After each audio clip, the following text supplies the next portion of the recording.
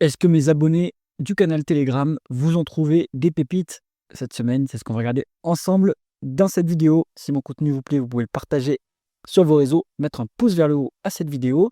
Vous pouvez également devenir membre de la chaîne en cliquant sur rejoindre. Vous aurez accès en avant-première aux vidéos. Allez, je suis sur Investing, mon logiciel d'analyse. Si vous souhaitez vous y abonner, vous avez 15% de réduction. Il y a le lien en haut à droite de l'écran. En plus des 55% de réduction actuelle, profitez-en. Comme chaque semaine, je demande à mes abonnés du canal Telegram de me proposer des dossiers. Vous pouvez rejoindre le canal Telegram, il y a le lien dans le commentaire épinglé.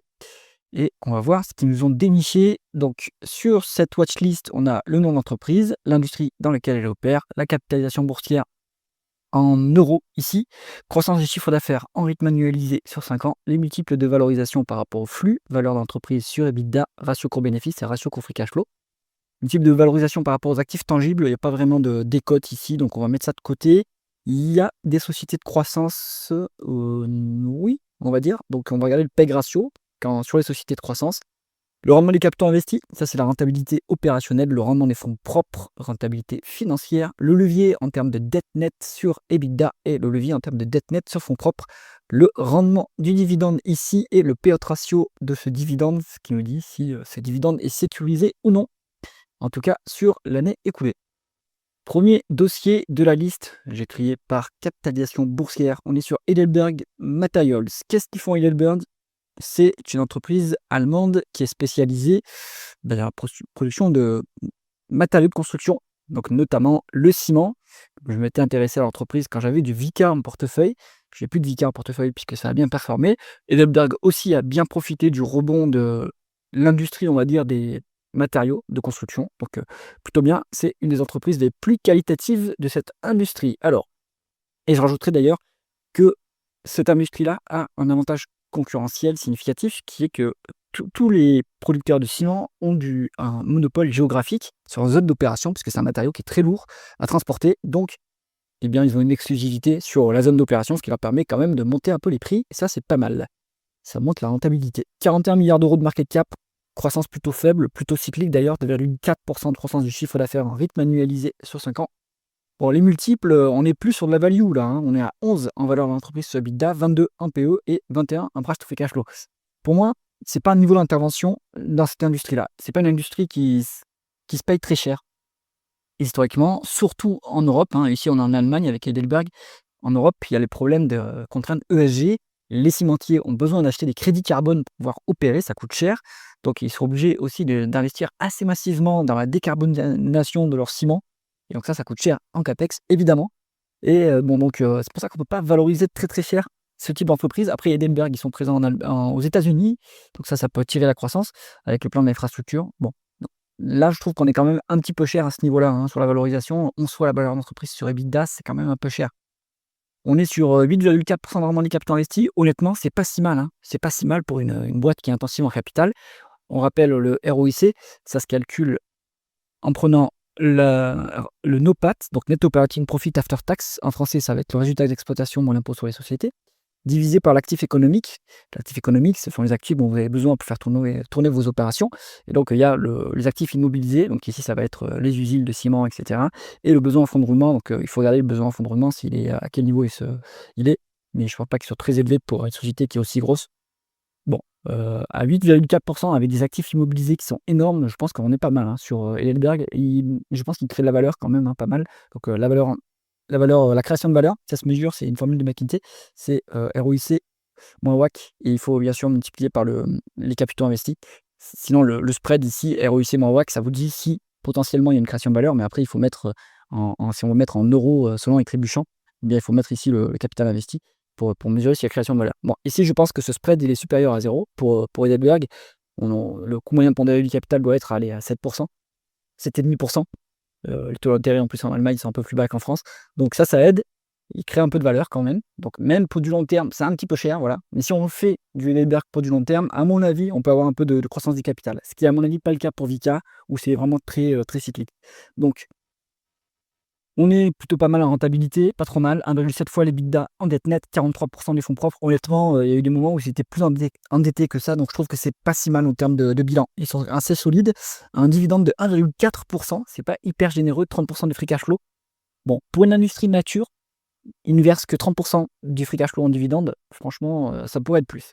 Donc, voilà, j'ai du mal à trouver, beaucoup d'attrait à ce dossier au niveau actuel. Il y a 2 ans, ça aurait été intéressant, au moment où j'ai attrapé Vicat. Toute l'industrie du ciment était intéressante il y a 2 ans. Là, ça commence à être un petit peu élevé, hein. Donc là, on va plutôt vers une boîte de, j'allais dire croissance. OK, c'est une boîte de croissance cyclique, on va dire. Bon, donc je trouve pas ça hyper enthousiasmant à ce niveau. Ensuite, on est sur Descartes Systems Group. Qu'est-ce qu'ils font? C'est une entreprise qui est spécialisée dans le logiciel de supply chain, productivité, performance, sécurité, etc. Donc, plutôt, ouais, supply chain, logiciel. Alors, ce sont des Canadiens de mémoire, hein. On est alors, ici, sur côté au Nasdaq, mais de mémoire, c'est une boîte canadienne. Logiciel, c'est une small cap en termes US, en termes nord-américains, 6,5 milliards de milliards d'euros de capitalisation. 15% de croissance du chiffre d'affaires en rythme annualisé sur 5 ans. La croissance est plutôt pas mal. C'est un peu cher quand même. Enfin, voilà, la croissance est élevée, donc élevée, relativement élevée. C'est pas extraordinaire non plus, mais 25 en valeur d'entreprise sur EBITDA, c'est quand même cher, hein. Et on n'a pas de décote, enfin le PEG ratio, qui mesure la cherté d'un euro de croissance des bénéfices. C'est-à-dire, on prend le PER forward, le PER des 12 prochains mois, estimé par les analystes, divisé par la variation des bénéfices par action, à nouveau estimé par les analystes. Donc ça vous donne bien combien vous payez 1 euro de croissance des bénéfices supplémentaires. Bon, ben, vous le payez 3,84 €, ça fait un peu cher, hein. C'est pas très décoté. 11% vraiment les capitaux investis, c'est bien, mais c'est pas exceptionnel puisque c'est une boîte du logiciel. Les capitaux investis sont plutôt faibles, hein, dans le logiciel. On a des marges élevées en plus, normalement. Donc ça devrait être plus élevé que ça. Après, c'est comme c'est une boîte de croissance, ils doivent gagner des parts de marché. Et donc leur rentabilité va monter, puisqu'en montant les parts de marché, on a l'effet l'effet ciseau opérationnel qui fait que les marges opérationnelles augmentent et donc la rentabilité augmente. Bon, à voir, mais 11%, c'est pas extraordinaire. Il y a du cash au bilan, une fois l'EBITDA en trésorerie nette, c'est pas trop mal. Qu'est-ce qu'ils font de ce cash-là? Est-ce qu'ils vont le rendre aux actionnaires? C'est pas le cas maintenant, pour l'instant en tout cas. Donc, est-ce qu'ils vont faire des acquisitions? Ça reste à voir. Donc pour un dossier de croissance, je trouve que la croissance est un peu faiblarde et la valorisation un peu élevée. Peut-être que sur les dernières années, ça accélère un petit peu, si c'est le cas, d'accord, mais sinon, bon, ça me paraît un petit peu cher, voilà, hein. Je trouve que c'est pas un niveau d'intervention intéressant. Pour quelqu'un qui fait de la croissance, après moi je suis pas très bon en valeur de croissance, hein, c'est pas trop mon domaine, moi je suis plutôt en value. Donc peut-être que ça a un intérêt niveau croissance, pour l'instant, j'en vois pas trop. Allez, ensuite on est sur Flower Foods. C'est une entreprise leader aux US dans l'industrie alimentaire. Disons plutôt, ouais, c'est du pain, hein, plutôt, on va dire, du pain, des céréales, etc. Est-ce qu'ils ont un avantage concurrentiel? Voilà, je suis pas sûr. Je suis pas sûr, donc ce genre de bise, ça peut être discuté. Comme ils disent ici, ils ont des boulangeries dans 19 États, 44 boulangeries en 19 États, pourquoi pas? On va regarder. Donc numéro 2 aux US en bakery foods, donc bah, allez, on va dire, produits, pâtissiers, en boulangerie, packagée, donc OK, grosse part de marché. Est-ce que ça suffit à avoir une bonne rentabilité? Regardons ça. Donc on est sur 2 milliards d'euros de market cap. Bon, c'est une small cap en termes US, hein. 4,4% de croissance du chiffre d'affaires en rythme annualisé sur 5 ans. La question de nos postes, c'est est-ce que c'est organique ou est-ce que c'est externe? Vu l'industrie, vu le marché, à mon avis, c'est plutôt externe, mais je peux me tromper. 9 en valeur d'entreprise sur EBITDA, 12 en PE, 7 en price to free cash flow. Si on regarde un price to free cash flow, ça a l'air un peu décoté. Les deux autres multiples, comme on est aux US, on va dire que c'est pas trop cher. Aux US, les multiples c'est quand même plus élevé qu'en Europe. Bon, si, les free cash flow ici, on est vraiment à ce niveau, c'est pas très cher, hein. J'ai l'impression que c'est quand même structurellement une boîte qui, va générer du free cash flow, qui a pas besoin de faire de la grosse dépense en capital, vu que c'est un marché qui est plutôt mature. Donc, à regarder, mais il y a quand même une décote ici, hein. Allez, 8,5% vraiment les capitaux investis. Bon, intensif en capital, hein, comme métier, puisqu'il faut quand même des boulangeries, des, heu, des machines et cetera. Bon, mais 8,5, on va dire que c'est pas si mal, mais aux US, 8,5, c'est pas extraordinaire non plus, hein, parce que vous vous souvenez qu'au numérateur, c'est résultat d'exploitation moins impôt sur les sociétés et aux US, l'impôt sur les sociétés est quand même plus bas qu'en Europe, hein, donc on devrait avoir une rentabilité un peu plus élevée. Après, c'est quand même attentif au capital. Le coût moyen pondéré du capital ne doit pas être très élevé non plus, vu que c'est, quand même un marché assez résilient. C'est de la consommation non discrétionnaire, d'accord, pourquoi pas. 3,3 fois les l'EBITDA hors dette nette, ça me semble élevé et pareil, hein, 59% des fonds propres, donc ils sont très endettés quand même, hein. Est-ce que c'est parce qu'ils ont fait une acquisition récemment? Ça a l'air, voilà, ça a l'air quand même, un peu endetté. 9% de rendement du dividende avec 64% des free cash flow versés en dividende. Donc ce dividende a l'air sécurisé. 9%, c'est copieux. Donc bon, bah, je pense que c'est ça l'attrait de ce dossier, voilà. Un gros dividende sur un marché qui est plutôt mature, qui est plutôt, pas volatile. Donc peut-être que ça a de l'attrait, ouais, je pense que ça peut avoir de l'attrait pour, on va dire un portefeuille, une watchlist, dividende, pourquoi pas. Ensuite, on est sur Pluxee. Vous savez ce que j'en pense. Pluxee, c'est une boîte qui ne mériterait pas d'exister, puisqu'ils font du ticket de rationnement. C'est un marché qui est complètement réglementé, artificiel. Donc moi, quantitativement, on va regarder, c'est bien, hein. Qualitativement, c'est pas bien, je trouve, mais bon. 1,6 milliard d'euros de market cap, donc c'est un spin-off récent de Sodexo, donc il n'y a pas de croissance en rythme manualisé sur 5 ans, il faut regarder sur les quelques dernières années. Bon, ça vaut rien, hein, au niveau quantitatif. Une fois la valeur de l'entreprise, c'est 8 en PE et 4 en price to free cash flow, c'est très très très peu cher. 15% de rendement des capitaux investis, bon bah c'est facile hein, d'avoir des capitaux investis, un rendement des capitaux investis important, puisqu'on vous donne de l'argent, donc votre DFR il est strictement négatif, il est très très négatif.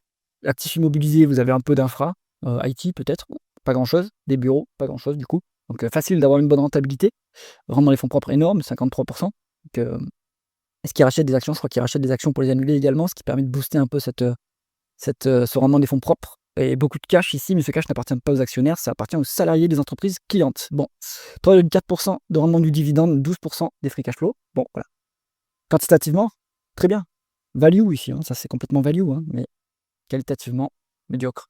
Moi, je passerai mon chemin sur Pluxee.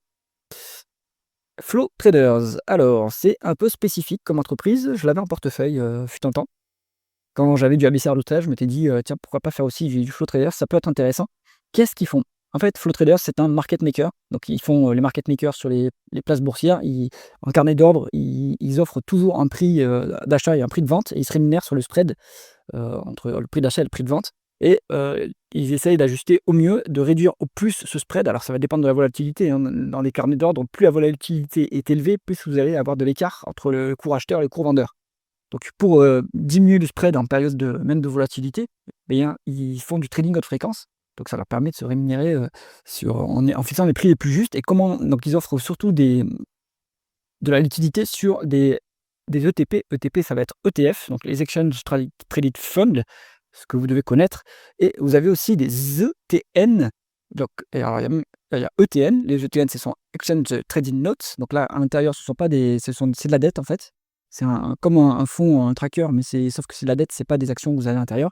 Et vous avez aussi les ETC de mémoire, c'est les Exchange Trading Commodities ici. Voilà. Ils offrent aussi donc sur les produits de devises, et cetera. Sur les cryptos d'ailleurs, ils se sont mis aussi à faire, du market making. Bon, ce qui est un truc, quand même assez nouveau, un nouveau marché, on va dire. Bon, voilà, complexe, hein, quand même à analyser ce business. C'est comme ABC Arbitrage, hein, ils vont gagner un max d'argent quand il y aura de la volatilité. En période de faible volatilité, les résultats s'effondrent complètement, donc c'est complètement imprévisible. Donc en fait, tout ce qu'on va pouvoir regarder ici, on ne peut pas en dire grand-chose parce que justement, ça dépend de la volatilité. Donc bon, marché des capitaux, oui, ça me semble être la bonne industrie. On est sur 1,2 milliard d'euros de market cap. Et, avant, ils étaient cotés aux Pays-Bas. Maintenant, ils sont aux Bermudes. Donc, moi, je l'avais en PEA à l'époque où ils ont changé de siège social.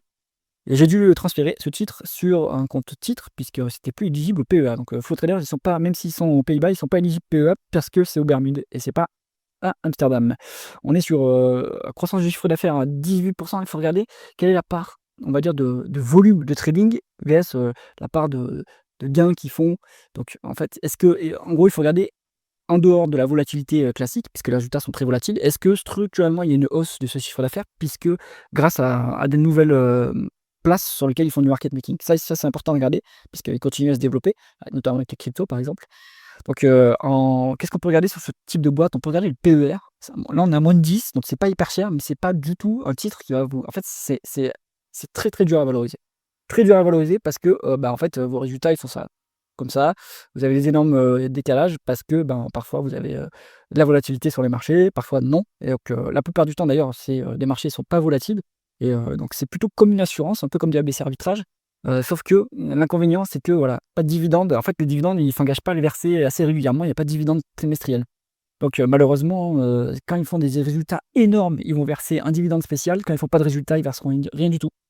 Donc en attendant la volatilité, bah, vous avez rien, alors que pour ABC Arbitrage, vous avez quand même un dividende, même s'il y a pas de volatilité et donc ça peut vous permettre de patienter. Alors que là, avec, Flow Traders, il y a peut-être un coup d'opportunité. Donc ça peut être un choix, voilà, si vous voulez couvrir votre portefeuille pour jouer la volatilité. C'est comme si vous achetiez un put et ce put-là n'est pas rémunéré comme, ABC Arbitrage. Donc voilà, moi je suis plutôt, je pense que c'est moins intéressant que du ABC Arbitrage. Mais ça après, si vous voulez vous creuser un peu le secteur, le trading haute fréquence et cetera, pourquoi pas, hein, pourquoi pas? Ça peut être aussi, un bon dossier à creuser, en tout cas, juste pour la curiosité intellectuelle. Le dernier dossier, ça va être Paul Muller. Alors c'est une boîte que je connais pas, ils ont l'air d'être aux Pays-Bas et aussi aux États-Unis et c'est une boîte industrielle qui font ils ont l'air de faire des compresseurs, des appareils, des machines industrielles pour des besoins assez spécifiques quand même, des pompes et cetera. Donc ça a l'air, quand même, assez high-tech, hein, d'un point de vue industriel. Pas mal. Donc c'est on va dire en termes US, c'est presque une nano-cap, hein. On est sur, 5% de croissance du chiffre d'affaires en rythme annualisé sur 5 ans. Sympathique, petite croissance. On est à 7 en valeur d'entreprise sur EBITDA, 11 en PE et 19 en price to free cash flow. C'est pas hyper cher, c'est limite value. On est sur 32% de rendement des capitaux investis. C'est extraordinaire comme rentabilité, très, très élevé. Donc ça veut dire que, à mon avis, c'est intensif en capital. Donc pour obtenir ça, soit ils ont un BFR qui est très, très négatif, bon, peut-être, puisque ça doit être, peut-être qu'ils font des commandes, sur mesure ou autre. Donc ça ils peuvent avoir des acomptes clients. Ils ont l'air d'avoir quand même, voilà, du cash. Est-ce que ça appartient aux actionnaires? Donc moi, je pencherais plutôt pour, des acomptes clients, en fait. Et donc le BFR est très négatif, donc ça booste un peu le rendement des capitaux investis. Et puis, ça veut dire aussi qu'ils ont un résultat d'exploitation qui est très élevé, hein, à mon avis, vu que c'est au numérateur. Donc, ça veut dire aussi, si le résultat d'exploitation est très élevé, ça veut dire qu'ils ont, comment on pourrait dire? Une marge opérationnelle. Donc, la marge opérationnelle, c'est le résultat d'exploitation divisé par le chiffre d'affaires, qui est élevé. Donc ça, il faut regarder. Mais je pense que ça, c'est une boîte, qui a l'air d'avoir un avantage concurrentiel, énorme, hein, puisque le fait d'avoir, justement une marge, opérationnelle élevée, c'est parce que vous avez un avantage concurrentiel qui est très élevé. Et donc, il faut voir quel est leur moat justement, quel est cet avantage concurrentiel. Est-ce qu'ils peuvent le maintenir à long terme? Mais ça explique, pourquoi est-ce qu'on a une rentabilité qui est superbe ici. 0,3% de rendement du dividende, bon ça a l'air d'être une petite boîte encore de croissance, donc ils versent pas beaucoup de dividendes, 5% des free cash flow. Bon voilà, c'est anecdotique, mais pourquoi pas? Ils veulent signaler qu'ils sont en capacité de verser du dividende, OK. Donc j'ai l'impression, ce type de dossier, c'est tout à fait intéressant ce type de dossier parce que ça s'appelle, c'est typiquement un champion caché. Ils opèrent dans une, niche de marché et ils ont l'air d'être, avec cette rentabilité énorme là et donc du coup ce taux de marge opérationnelle et du coup davantage compétitifs, ils ont l'air d'être ultra dominants. Donc, c'est pas nécessairement des boîtes qui vont croître très vite et qui vont être énormes en capi, mais par contre, elles sont très rentables et à terme, elles vont vous permettre de dégager du gros dividende.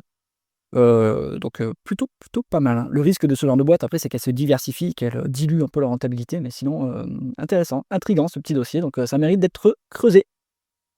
Et voilà pour cette analyse du top abonné de la semaine. Si vous souhaitez demander votre analyse, rejoignez le canal Telegram. J'espère que cette vidéo vous a intéressé. Si c'est le cas, mettez un pouce vers le haut et pensez à vous abonner à la chaîne.